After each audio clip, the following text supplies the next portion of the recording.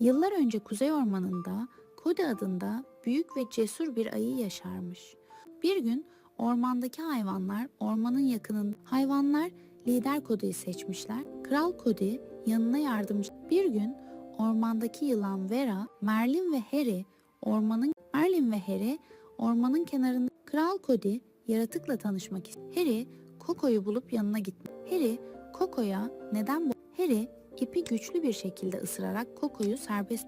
Harry released Coco with a powerful bite of the King Cody introduced Coco. During the summer, Cody fed on. One day, Harry smelled chicken eggs. Following the smell, Harry reached the cave where Coco lived. Harry, Coco bir yumurtaya uzandığında